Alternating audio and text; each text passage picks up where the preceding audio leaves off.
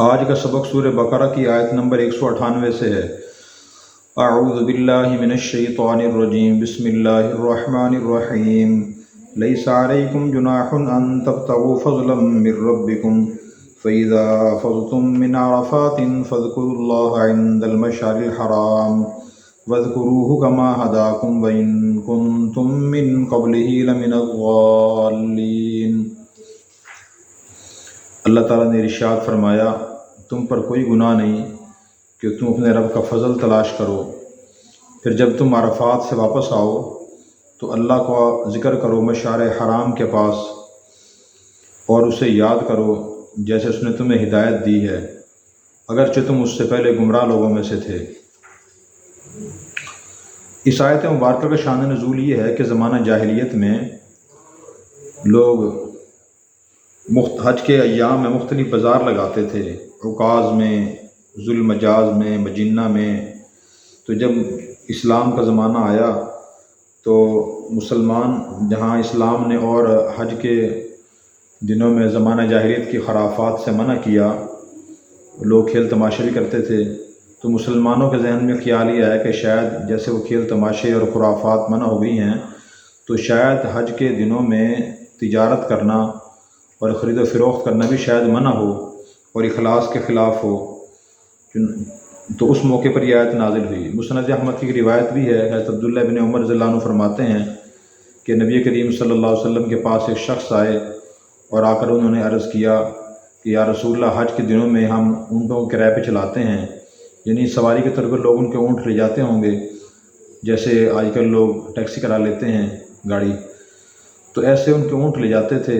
تو انہوں نے پھر پوچھا کہ جی ہم جاتے ہیں، لوگوں کو سوار کر کے اونٹوں پہ لے جاتے ہیں اور پھر ہم حج بھی کر لیتے ہیں، اور جن کو ساتھ لے جاتے ہیں سواری کو ان سے کرایہ بھی لے لیتے ہیں۔ تو کچھ لوگ ہمیں کہتے ہیں تمہارا کوئی حج نہیں ہے، تم تو دنیا کمانے کے لیے جاتے ہو اور تم حج کرنے اخلاص نیت سے نہیں جاتے حج کرنے کے لیے۔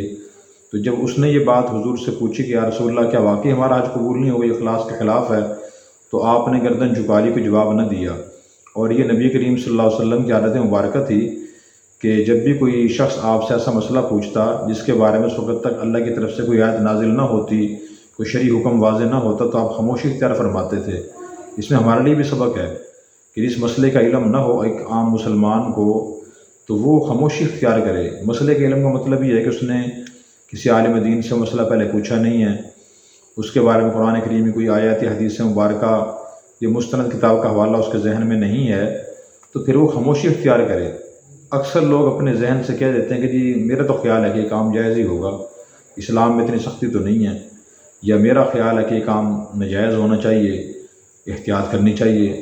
تو اپنے ذہن سے کوئی بات کہنے کا نام مسئلہ نہیں ہے، مسئلہ اللہ اور رسول کی طرف سے اجازت یا حکم کا نام ہوتا ہے۔ جس کے علم میں ہو تو وہ بتائے، نہ ہو تو نہ بتائے۔ تو آپ نے خاموشی اختیار فرمائی، تو لا علمی کی حالت میں خاموشی اختیار کرنا مسئلہ بتانے سے بھی سنت ہے۔ تو آپ خاموش ہو گئے تو اللہ تعالیٰ نے یہ آیت نازل فرما دی کہ تم پہ کوئی حرج نہیں کہ تم حج کے دنوں میں تجارت کر لو۔ اور پھر آپ نے یہ بھی فرمایا ان کو کہ یہ بتائیں کہ کیا جب آپ جاتے ہیں حج کرنے کے لیے تو کیا آپ احرام نہیں باندھتے، طواف نہیں کرتے، تلبیہ نہیں پڑھتے، مینا، عرفات، مزدلفہ نہیں جاتے، طواف زیارت نہیں کرتے؟ انہوں نے کہا یا رسول اللہ میں سارے کام کرتا ہوں۔ آپ نے فرمایا کہ پھر آپ کا حج تو ہو جاتا ہے، کیوں حج نہیں ہوتا؟ تو ایک تو یہ بات سمجھ آئی کہ جی حج کے دنوں میں تجارت کرنا، خرید و فروخت کرنا جائز ہے۔ خاص طور پہ جو ضرورت کی اشیاء ہیں وہ تو انسان لازمی خریدے۔ البتہ جو ضرورت سے زائد انسان چیزیں خریدنا چاہتا ہو، اپنے واپسی گھر میں کوئی چیزیں استعمال کرنے کے لیے لانی ہو، لوگوں کو تحفہ دینے کی کوئی چیز لانی ہو، یا ویسے آسائش کی چیز ہو، تو اس کے بارے میں بہتر یہ ہے جو حج کے 5 دن ہیں تو ان میں آدمی ذرا خرید و فروخت نہ کرے، بلکہ اپنی ضرورت کی اشیاء خریدے اور حج کے ارکان اور افعال کو ادا کرے۔ اور جو اس کے علاوہ ایام ہوتے ہیں تو ان میں آدمی خرید لے، کوئی حرج نہیں ہے۔ پھر بھی بہتر یہ ہے، اور یہ مسئلہ ان حج کے دوران تجارت جائز اس کے لیے ہے جو حج کے ارکان، حج کے فرائض کو، واجبات کو، سنتوں کو پورا ادا کرتا ہے، پھر کوئی شاپنگ کر لیتا ہے تو وہ شرعی لحاظ سے منع نہیں ہے۔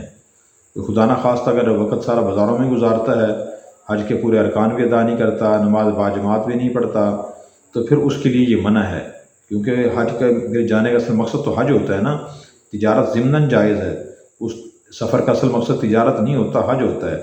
آدمی حج کے ارکان اور فرائض واجبات سنتوں کو پورا کر لے پھر تو وہ تجارت کر سکتا ہے۔ وہ ان کو چھوڑے خدا نہ خواستہ اگر کوئی تجارت کرتا ہے، خواہ وہ زراعت و تجارت خرید و فروخت کی ہو، مزدوری ہو، کسب معاش کوئی بھی کام کر لے، ان چیزوں کو چھوڑ کے پھر ممنوع ہے، حج کے افعال پورے کرتا ہے پھر ممنوع نہیں ہے۔ اور اس سے یہ بات بھی سمجھ آتی ہے کہ بغیر شرعی حکم کے کسی کو مسئلہ نہیں بتانا چاہیے۔ جیسے لوگوں نے انہیں کہہ دیا نا کہ آپ کا حج نہیں ہوتا، اخلاص کے خلاف ہے۔ آج بھی بہت سے لوگ یہ سمجھتے ہیں، جو دیندار لوگ ہیں، علماء ہیں، قراء حفاظ ہیں، مفتیان کرام ہیں، وہ کوئی دنیا کام نہ کریں، تجارت نہ کریں، دکان نہ بنائیں، کوئی اپنا خرید و فروخت نہ کریں۔ بہت سے لوگوں کے ذہن میں خیال ہی ہوتا ہے، تو اس لیے وہ کہہ رہے ہوتے ہیں فلاں حضرت تو بہت نیک آدمی، کہیں بازار ہی نہیں گیا آج تک، یہ بازار بہت کم جاتے ہیں وہ۔ یہ بات بھی کوئی تقوی والی نہیں ہے۔ اللہ کے انبیاء، صحابہ کرام، اولیاء کرام تجارت کرتے تھے، تو جائز طریقے سے تجارت کرنا کوئی تقوی خلاف نہیں ہے، منع نہیں ہے، درست ہے، اور اس میں کوئی حرج نہیں ہے۔ پھر اس کے بعد یہ فرمایا کہ جب تم عرفات سے واپس آؤ تو مشعر حرام کے پاس اللہ کا ذکر کرو، اللہ کو یاد کرو۔ مشعر حرام مزدلفہ کے اندر ایک پہاڑ ہے، اسے جبل قزح بھی کہا جاتا ہے۔ تو یہ بھی حج کے واجبات میں سے کہ آدمی 9 ذی الحجہ کو میدان عرفات سے جب واپس آئے غروب آفتاب کے بعد، تو رات کو ٹھہرے مزدلفہ میں، ایک میدان کا نام ہے، وہاں ٹھہرے، اور یہ عرفات سے 3 میل کے فاصلے پر ہے، وہاں ٹھہرنا واجب ہے۔ اور پھر فجر کی نماز کے بعد اللہ کا ذکر کرنا، اللہ کو یاد کرنا، دعا کرنا اور دیر تک ٹھہرنا، یہ سنت ہے۔ نبی کریم صلی اللہ علیہ وسلم بھی یہاں ٹھہرتے تھے۔ پورا میدان مزدلفہ وقوف کی جگہ وہاں ٹھہر سکتے ہیں، لیکن مشعر حرام کے پاس ٹھہرنا افضل ہے۔ پھر اس کے بعد فرمایا کہ اللہ کو یاد کرو، وَاذْكُرُوهُ كَمَا هَدَاكُمْ، ویسے یا جس تمہیں ہدایت دی ہے، جیسے اللہ نے رہنمائی کی ویسے اللہ کو یاد کرنا چاہیے۔ تو مسلمان کسی بھی چیز میں آزاد نہیں ہے، ذکر کر رہا ہے، تلاوت کر رہا ہے، اس میں بھی آزاد نہیں، جیسے چاہے کر لے، جب چاہے کر لے، ایسا نہیں ہے۔ وہ اتنا زیادہ ذکر کرتا ہے، تلاوت کرتا ہے کہ وہ اس کے دماغ میں خشکی پیدا ہو گئی، نیند پوری نہیں کرتا، وہ شرعی لحاظ سے منع ہے اس کے لیے، جو ضروری نیند ہے وہ پوری کرنی چاہیے۔ اتنا ذکر کرتا ہے کہ اس کے فرائض واجبات چھوٹ جاتے ہیں، بندوں کے حقوق چھوٹ جاتے ہیں، یہ بھی جائز نہیں ہے۔ کوئی آدمی کہیں آرام کر رہا ہے، سو رہا ہے، دوسرا آدمی اونچی اونچی آواز سے تلاوت کر رہا ہے، ذکر کر رہا ہے، یہ بھی جائز نہیں ہے۔ تو ذکر کے بارے میں، اللہ کی یاد کے بارے میں دین کی تعلیمات اور ہدایات ہیں، ہمیں نیک اعمال کرنے چاہیے، لیکن ان تعلیمات کے مطابق جو دین نے ہمیں بتائی ہیں۔ فرمایا کہ پہلے تم گمراہ لوگوں میں سے تھے۔ انسان پہلے گمراہ ہوتا ہے، جب علم آتا ہے تو پھر آدمی عالم بنتا ہے۔ اس لیے آدمی خود دیکھے مجھے کتنی دین کی باتوں کا علم ہے، یہ جو کام کر رہا ہوں کتنا علم ہے۔ اگر علم ہے پھر تو ٹھیک ہے، علم نہیں پھر علم حاصل کرے، اس کے مطابق عمل کرے۔ علم پہلا قدم ہے، عمل دوسرا قدم ہے۔ کوئی آدمی بغیر علم کے اگر عمل کرتا ہے تو اللہ کے یہاں قبول نہیں ہوتا۔ ثم افیضوا من حیث افاض الناس واستغفروا اللہ ان اللہ غفور رحیم۔ پھر تم اس جگہ سے واپس آؤ جہاں سے لوگ واپس آتے ہیں، اور اللہ سے مغفرت طلب کرو، بے شک اللہ تعالیٰ بہت زیادہ معاف فرمانے والے، سب پر مہربان ہے۔ تو اس آیت میں اللہ تعالیٰ نے قریش کو خطاب فرمایا۔ قریش بیت اللہ کے مجاور تھے، متولی تھے، تو وہ یہ سمجھتے تھے کہ ہم دوسرے لوگوں سے معزز اور زیادہ بہتر اللہ والے ہیں، تو وہ میدان عرفات سے مزدلفہ جاتے تھے۔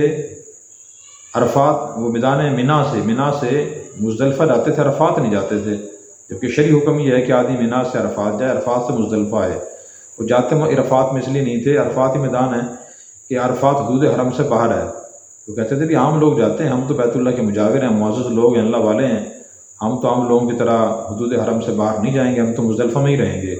تو اللہ نے ان کی اصلاح فرمائی کہ خود اپنی امتیازی شان نہ بنائیں، اور آپ منا سے عرفات جائیں، عرفات سے مزدلفہ آئیں، وہاں سے آپ سے جہاں سے لوگ آتے ہیں۔ اور نبی کریم صلی اللہ علیہ وسلم پر آیت نازل ہوئی تو آپ نے زمانہ جاہلیت کی جو قریش کی غلط رسم تھی اس کو چھوڑ دیا۔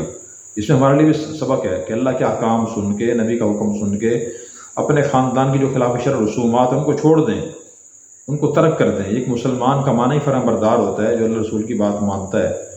اور اس میں یہ بات بھی سمجھ آئی ہے کہ آدمی اپنی امتیازی شان نہ بنائے، لوگوں کے میں زیادہ نیک آدمی ہوں لہٰذا میری امتیازی شان یہ ہے، یہ کام میرے لیے نامناسب ہے، یہ کام میرے لیے بہتر نہیں ہے، میری شان کے خلاف ہے۔ جو کام جائز ہو، لوگ جیسے کر رہے ہوں، آدمی کی مجبوری نہ ہو تو اس کو کام ویسے ہی کرنا چاہیے۔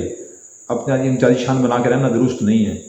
آج بھی اس میں سبق ہے۔ آج مختلف ہمارے جو طبقات ہیں، مختلف خانقاہیں ہیں، مختلف سلسلے ہیں، یا مختلف جو ہے نا وہ جماعتیں ہیں، تو ہر ایک کی یعنی بہت سے لوگوں کی علیحدہ پگڑیاں، ان کے سٹائل علیحدہ، کرتے علیحدہ، ٹوپیاں ان کی علیحدہ ہوتی ہیں تاکہ خاص پہچان ہو کہ یہ فلاں سلسلے کے لوگ ہیں، فلاں خانقاہ کے لوگ ہیں، فلاں جماعت کے لوگ ہیں۔ تو یہ بھی اہل اللہ فرماتے ہیں مناسب نہیں ہے۔ عام مسلمانوں کی طرح ایک آدمی رہے، اپنی خاص شان نہ بنائے کہ اس طریقے سے میں نے پگڑی باندھنی ہے، سارے مرید، سارے اس سلسلے کے لوگ، سارے جماعت کے لوگ اس طریقے سے پگڑی باندھیں، سارے فلاں قسم کی ٹوپی اوڑھیں، فلاں قسم کی کرتا پہنیں، فلاں سٹائل کے جوتے پہنیں، ٹھیک نہیں ہے۔ بلکہ ایک عام مسلمانوں کے طرح انسان رہنا چاہیے، البتہ اس میں تقویٰ ہو، طہارت ہو، جن کاموں سے دین نے منع کیا ان سے انسان بچے، مکروہات سے، حرام کاموں سے۔ اللہ تعالی ہمیں دین سمجھ کر عمل کرنے کی توفیق عطا فرمائے۔